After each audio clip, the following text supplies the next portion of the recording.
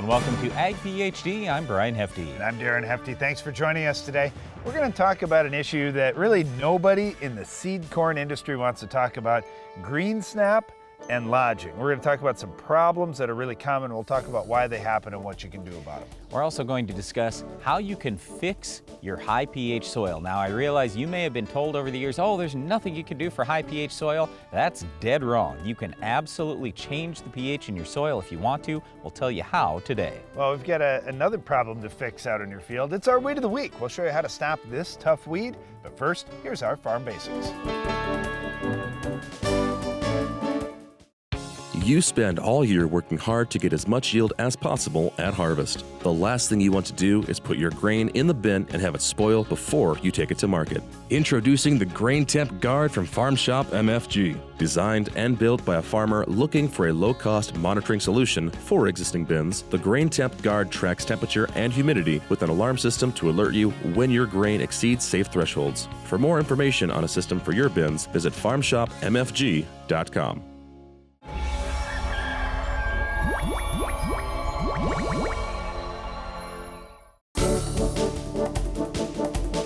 During our Farm Basics time today, we're going to talk a little about why certain plants can produce their own nitrogen, or how they can do it. Typically, it's legume plants, but we'll discuss this today.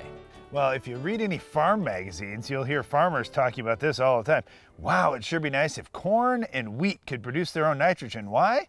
Well, because we have to put a lot of nitrogen onto those crops. They're high nitrogen users to make a protein seed. Well, they need that nitrogen to build the protein. Well, with soybeans, you think, oh, okay, how come farmers don't talk about this so much with soybeans? Because they already do produce their own nitrogen. They work symbiotically with a bacteria found in the soil called rhizobia bacteria. So what happens is these rhizobia bacteria can actually pull nitrogen from the air, convert it into a form the plant can use, and then give it to the plant. And you might say, well, wait a second, this sounds like a great deal for the plant. Why in the world would these bacteria do that? They get sugar from the plant. And the more nitrogen they provide the plant, the bigger the plant gets, and the more sugar it can produce, the more sugar that plant then ends up kicking out to those rhizobia bacteria. Now, this is something that happens very early in the season. Soybean roots put out some signals out into the soil that, hey, we are giving out these sugars. We'd love to have these bacteria come. The bacteria sense those signals and the sugars, and all of a sudden will infect that root. And what you'll see on the soybean roots is little colonies called nodules. So you'll see these little white lumps on the root system, and actually, the bigger those lumps, the better for the soybean plant. It's going to produce more nitrogen. And then also with soybean roots, if it's closer to the taproot that you see these nodules, the more impact you'll get versus way off on some lateral root. Well, yeah, but I think part of that, Darren, is when it's off the main taproot, there's more sugar that's produced there. So usually the bigger nodules are there, more of the nitrogen is produced there. So that's kind of what's going on. The other thing that you can do if you want when you see these nodules, and yes, Darren said they start early, but they can go all season long. Anyway, you can slice them open. If they are pinkish red, then that's going to tell you, hey, these nodules, they're active. They are producing nitrogen right now. The bacteria are producing nitrogen for the plant today. If you slice them open and you see they are black or brown, well, then that colony has basically dried up. It is dead. Now, for many years, we've known about this symbiotic relationship with rhizobia bacteria, and actually now we take these bacteria, we'll grow them out and produce them in large quantities. So farmers will actually apply some more of those bacteria right to the seed, so that process can begin a little quicker, but there will be some native rhizobia out in the soil. It's just that we've picked some of the best strains of those rhizobia to put right on our seed. This is true for soybeans and other legume crops. So once again, plants, all plants, need nitrogen, and fortunately there are some plants that are able to produce their own nitrogen based on this symbiotic relationship they have with soil bacteria. Now, we don't have a very symbiotic relationship with our weed of the week. We want to get it out of our fields. We'll show you how to do that coming up later in the show. We started utilizing the Do or React system this year. You can adjust your speed and it automatically adjusts your sprayer tips. So you can slow down and you aren't building up huge droplets, or you can speed up and you're not throwing a mist that's drifting. Hypro, helping you spray better.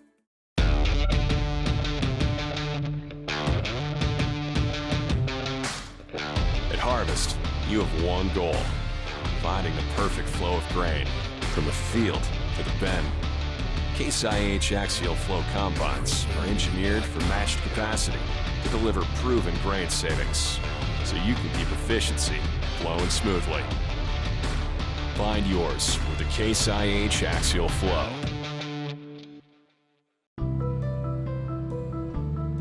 What's the most complex industry on Earth? It isn't big data or commodities, not genetics or meteorology or even logistics. It's a business that involves them all. It's farming, and we're proud to work with generations of American farmers in the most complex and rewarding industry on Earth. Do you feel like there's never enough time to get everything done before planting? The window for spring work is quick and unforgiving. Give yourself the upper hand with the ProTill High Performance High Speed Disc. More and more farmers agree the ProTill is the right tool for springfield conditions and heavy residue management. Zero maintenance bearings, independent disc technology, oversized pins and bushings allow the ProTill to handle whatever field or conditions you can throw at it. Degelman High Performance Equipment. Well, our topic today is going to be green snap and lodging in corn. And when you think about it, every summer, there's somewhere where corn is grown that the corn has fallen over or broken off. This is going to happen. Corn is susceptible to green snap and corn is susceptible to lodging. We'll talk about those things and discuss what the differences are, but also just that every hybrid is susceptible. So I talk to farmers all the time that say, well, I'm just going to choose a different seed company next year. That seed company is going to have some of the same problems. So on our farm, just 5 days before the Ag PhD field day this year, I was sitting in my office and all of a sudden it starts to rain a little bit. And I'm going, oh yeah, we could use just a tiny little bit of rain. That's fine. We were predicted to maybe get a 1/4 inch. Well, what happened is we got 2 inches of rain over an hour, along with in the range of 50 to 70 mile-an-hour winds. Now, fortunately, there wasn't a lot of hail out of this, but it looked like hail because there was so much rain coming with such strong wind. I don't know what exactly happened. All I know is our corn got hit worse than I've ever seen it without hail. So we did have lodging, we did have green snap, and one of the big things that we talk about here in Ag PhD all the time is you've got to look at what your overall fertility program is and your drainage and everything else you can do, compaction, all these steps you can take, because it's very seldom the fault of the corn hybrid when you have lodging or green snap. Also, with green snap, we see it very commonly when corn has to grow a lot in a short amount of time. So our corn had gone from knee-high to above my head in a little over 2 weeks. So it was in a rapid growth stage and everything in that plant was just catching up. Unfortunately, even where we had tremendous fertility, I mean enough fertility literally for 300, 400, 500 bushel corn in some cases, we still had some issues. And that's the reason why we wanted to talk about this today, just so you stop blaming yourself for, hey, this bad storm came through and maybe there was something I could have done, like pick a different corn hybrid, so my corn would have stood through this terrible storm. The odds of that happening were pretty slim. Okay, I want to talk about green snap just a little bit. When you see green snap, the plant actually breaks off. So it could happen below the ear. In that case, you're dead in the water. Nothing's going to happen. That plant's not going to produce an ear for you.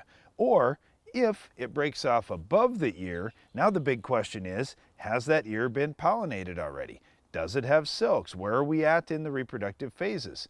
Now, the thing with our corn that Brian talked about this year is we had this wind come right during tasseling and pollination. So some fields that were planted a little bit later had not put a tassel out yet.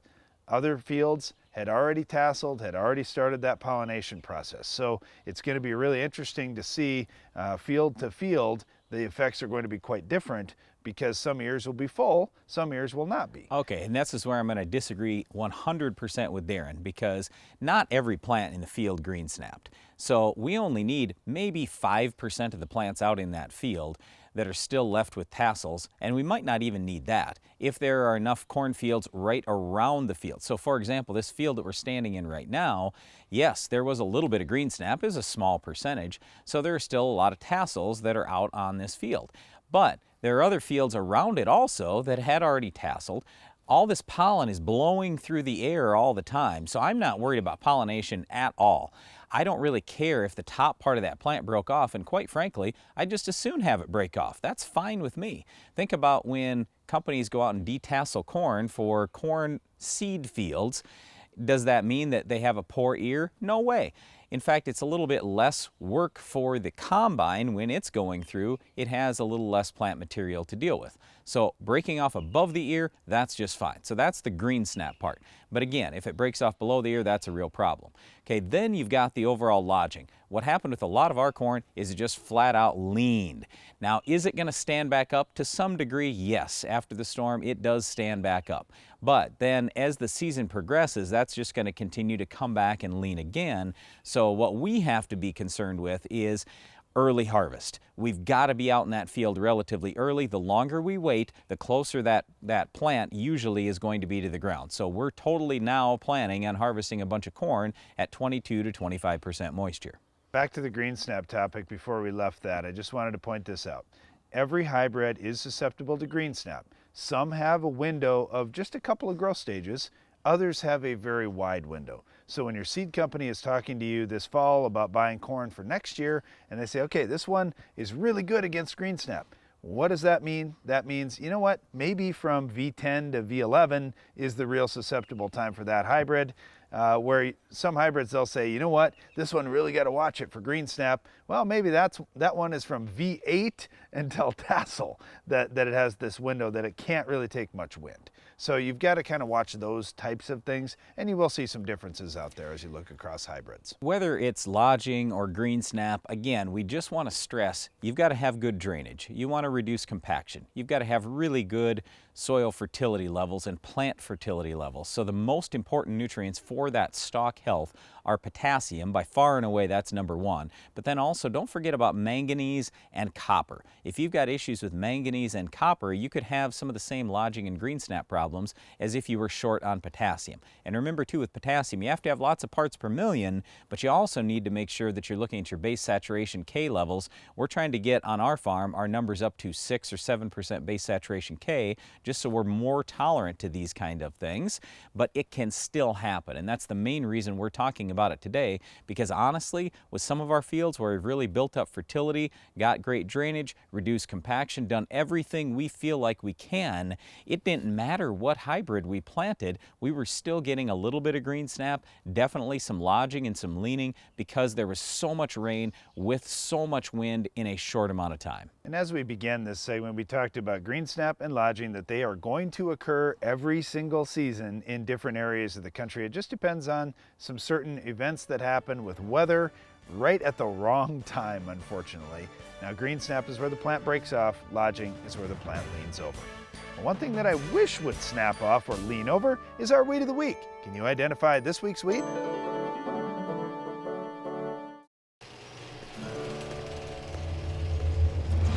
Out here, great yield starts with great weed control. That's why I choose the Roundup Ready Extend crop system, the system that makes the difference, because only I know what it takes out here. Yield's what it's all for. But keeping my fields clean all season, that's what it's all about. This is my field.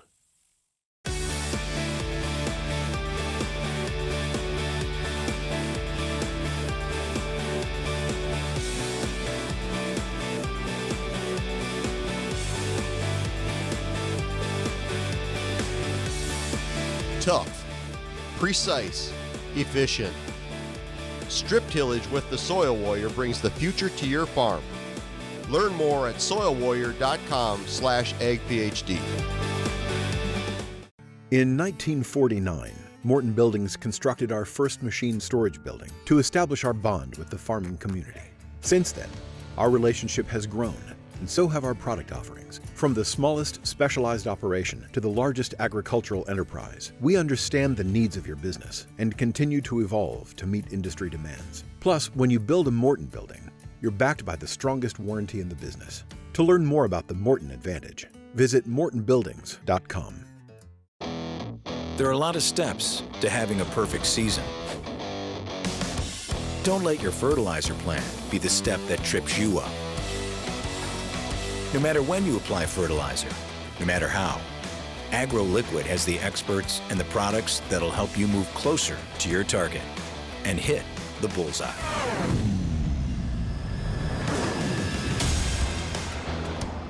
AgroLiquid moves you closer to your target. One of my favorite things to talk about is how to fix high pH soil.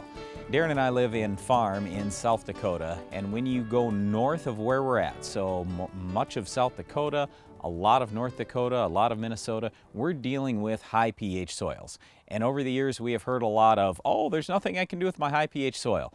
You absolutely can fix that if you want to. We'll talk a little about what we've done in our operation and what we've helped other farmers with as well to get that pH down. Obviously, when we talk about fixing a high pH soil and you say, well, man, I'm going to invest some money into that ground. I'm already getting good yields. Why would I do that? Well, take a look at what you're getting for yields. Do you think you could possibly do any better? I talked to a farmer that had 200 bushel corn and 60 bushel soybeans in North Dakota, and he said, I don't have any problem at all. I'm getting the highest yields around me. And I said, well, how high do you think your yields could be if your pH wasn't hurting you? And he's like, well, how exactly is my pH hurting me? When we look at our soils and we see pHs that get even above 7, all of a sudden our micronutrient availability starts going down, our phosphorus availability goes down, our calcium availability goes down. And we start having issues getting those nutrients in sufficient quantities into our plants. And when our plants are in a high demand period, this problem really becomes exaggerated. They need those nutrients quick and they just can't get them.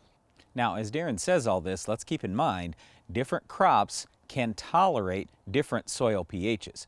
So on the high side of things, barley can do fairly well. Alfalfa actually likes a pH right around 7. There are a lot of crops that can survive that. Sugar beets I can think of.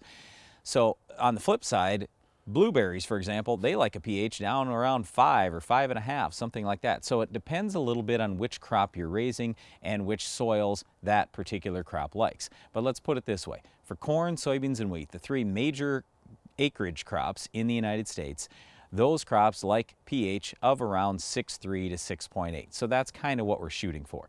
So if you want to drop your pH, you first have to ask yourself, why did my pH get high in the first place?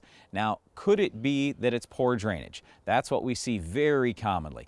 When drainage is poor, you usually have a buildup of salts over time, and eventually your pH goes up. Okay, so you can fix that drainage problem. You also may have something like soil erosion, where literally all your topsoil is gone, and now you're farming the subsoil. And your subsoil may have started with a whole bunch of calcium or lime in it, and the pH was a little bit elevated. So there are a number of reasons why your pH could be high, but the first thing that we always talk about is let's make sure we have good drainage, because what we want to do is flush things out of that soil. For example, magnesium can raise soil pH roughly 1.6 to 1 compared to calcium. Sodium can raise pH roughly 4 to 1 compared to calcium. So I want to flush out the salts, I want to flush out the sodium, I want to flush out the magnesium if those things are in excess, and I can't do that if I have poor drainage. You know, one thing too I'd say, Brian, is fixing that drainage is not this silver bullet that all of a sudden tomorrow your pH is going to drop from 8 to 6.5. That's not going to happen. It's going to be a slow process that's going to happen over time, but it's going to enable that process to happen. The next thing you're going to have to do is make some changes to your soil program. One might be elemental sulfur. At the Ag PhD Field Day, once again this year, we were doing some work with elemental sulfur on well-drained soils to try to move pH down. Now, in the case at the field day, we didn't have a pH over 8, but we did have a pH in the low to mid 7s that we were able to bring down in one season all the way down into the 5s with enough elemental sulfur. Now, we didn't want the pH all the way down to the 5s, but we did some experiments just to show, hey, let's put on enough and see if we can move it down. That way we can dial in what our rate really needs to be. And like all these things that we talk about here, you can say, well, I'm not going to turn my whole 2,000 acre farm to this program immediately. That's fine. Try one field. See what a difference it can make. Improve the drainage in one field. Try some elemental sulfur if that's the right recipe that you and your agronomist work out for you, that, hey, this will help solve my problem. Try it in one field, see what happens over a couple of years. And when you learn lessons that can be applied to the rest of the farm, you're going to make more money. All right, so you have to ask yourself, again, why is this pH bad? But nevertheless, you want to make sure you have good drainage out there. So that means tile. That means getting your calcium levels up above 65% on the base saturation number, maybe even above 70%. You've got to have good calcium so you have better soil porosity. The elemental sulfur, one of the things that can do is the sulfur can bind together with magnesium. It can bind together with sodium. Then it's going to form salts, and those salts are leachable. Salts can leach through that soil with normal rainfall, again, as long as you have good drainage. So that's part of the reason the pH goes down. But yes, you want to have elemental sulfur out there, not gypsum, but elemental sulfur, because what happens is when that conversion occurs from sulfur over to sulfate, you're going to have sulfuric acid produced, and that sulfuric acid obviously is going to lower that pH. So a lot of people will ask, is elemental sulfur going to fix my soil pH for the long term? It will if you've taken care of the other problems. So if you've got your magnesium down, your sodium down, your salts are down, then yeah, it's very likely that that elemental sulfur can cure your pH once and for all. And when that high pH is gone, so goes your iron deficiency chlorosis issues. So goes a lot of your micronutrient issues and your tie-up with phosphorus and some of those other nutrients. So getting the pH down can be a really good thing for your farm. And the big thing is when you look online, if you see one experiment with elemental sulfur or one experiment with drainage, well, that one thing isn't going to solve it. It's a combination approach, as we discussed today. One other problem that requires a combination approach is our weed of the week. We'll show you how to stop it coming up next. The Weed of the Week is brought to you by Corteva Agriscience, Agriculture Division of Dow DuPont. Finish the fight against tough weeds with the Enlist Weed Control System.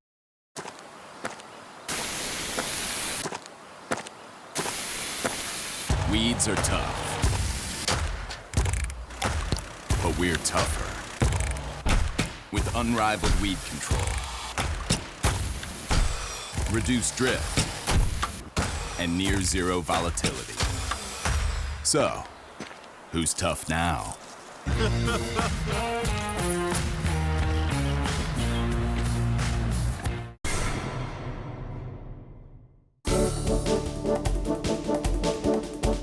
Our weed of the week is volunteer trees. All right, now we're not talking about these great big ones behind us, but whenever you're by a tree grove, there's going to be some little ones that are going to pop up from seeds or whatever just off the edge of that tree grove. Now, if you've got a field right there, you've got to deal with those trees before they become well established and tough to kill. Now, Darren said just a little bit earlier, it may take multiple things. You might have to do several things to get these trees under control. Well, what's the first step? A lot of people will say tillage, and actually tillage can work fairly well if you can get those trees really small. You can till them up. You can also spray them, so you could use something like Roundup, 2,4-D, or dicamba. Generally work pretty good at tiny little tree saplings that are getting started. Yeah, otherwise you're looking at something like Remedy or possibly Tordon. But then you have to be concerned about, all right, what's my rotation? What's my crop that's even going to be out here? If it's in grass, sure, I can use those products. But can I spray Remedy over the top of my soybeans or Tordon? No way. So you have to be really concerned about where these trees are going, and you want to get them stopped while they are small, so you still can do it with some of the products like Darren mentioned. Now, out in cultivated fields, you're probably not going to have trees that really get deeply established, but you do see that out in pastures, especially on side hills, where it's really tough for farmers and ranchers to get to and spray. You'll see little trees that are started. Once they get a pretty good stock to them, they're tough to kill. Well, what are you going to do at that point? A lot of times what guys will do is they'll have to go out and manually cut them one by one, and then you can paint them with Tordon. But keep in mind, Tordon leaves lots of residual. So if, let's say, it was going to be a tilled field at some point, maybe again you want to use something like Remedy. There's Spike. There are a number of products that can have activity on some of those woody species that don't have all the residual that Tordon does. The big thing is with volunteer trees, it's a problem that has to be addressed immediately. You can't say, you know, I'll get to that later. Well, that just doesn't work because those trees become established and they become very tough to kill. If you can get them when they're really small and just getting started, you could utilize something like Roundup in a regular row crop situation, or you could use something like 2,4-D or dicamba.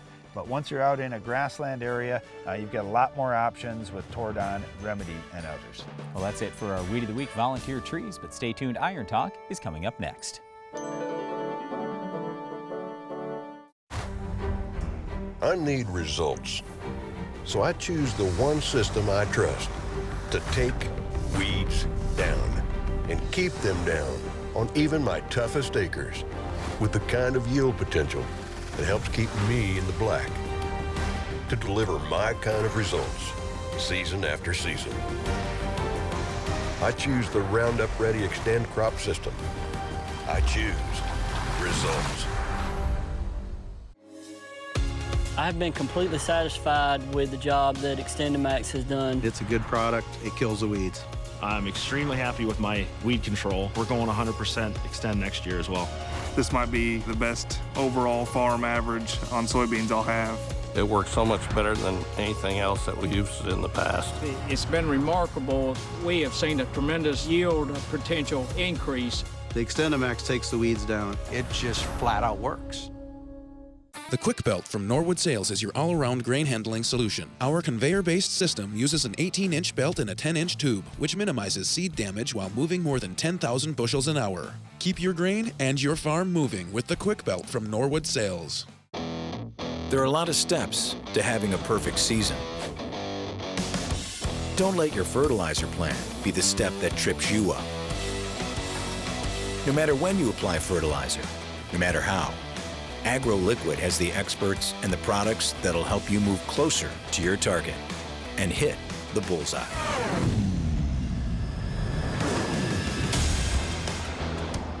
AgroLiquid moves you closer to your target. Iron Talk is brought to you by Case IH.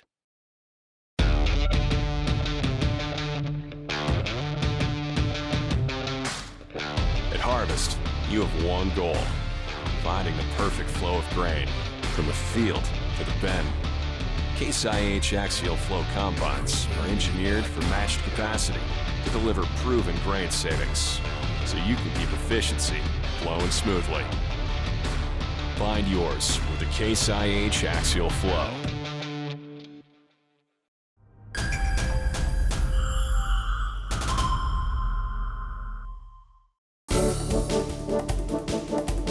Safety is always the most important thing on the farm with every job that you're doing.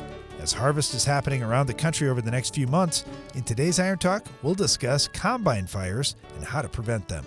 Combine fires happen every year, and I realize that manufacturers have added many safety features and design upgrades to newer combine models, but anytime you have diesel fuel, oil, dry stalks, chaff, and a heat source, you've got some risk. Today, we'll give you some tips on preventing a combine fire on your farm.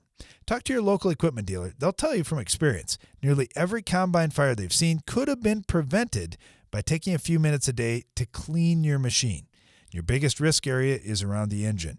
Most fires start there, and for good reason. That's where all the heat is and where chaff and debris tend to settle. Part of the reason that chaff builds up around engines is due to the presence of grease, oil, and fuel that either leaked out or have been spilled. It's wet, it's sticky, and together with dry chaff and crop residues is almost the perfect recipe for a fire. A hot water pressure wash will remove grease and oil buildup. And if there are no new leaks or spills of oil, grease, or fuel after your equipment is dried off, well then a daily blowdown with your air compressor could be sufficient to decrease your risk of combine fires. Now, especially during corn harvest, finding the time to do some daily cleaning can be pretty tough. Just 15 minutes a day, though, is well worth your time. Plus, climbing around on your combine on a daily basis is a really good idea, just to look for potential problems or upcoming maintenance issues. Taking just a few extra minutes a day could keep you and your family safe from a combine fire. That's all for today's Iron Talk, and now, back to the show. That's all the time we have for today's show, but before we go, we want to invite you to tune in to the Ag PhD radio show. We're on Sirius XM 147 each weekday at 2 p.m. Central. And don't miss the next Ag PhD TV show. We'll have another Weed of the Week, Farm Basics, Iron Talk, and a whole lot more. I'm Darren Hefty. And I'm Brian Hefty. Thanks for watching Ag PhD.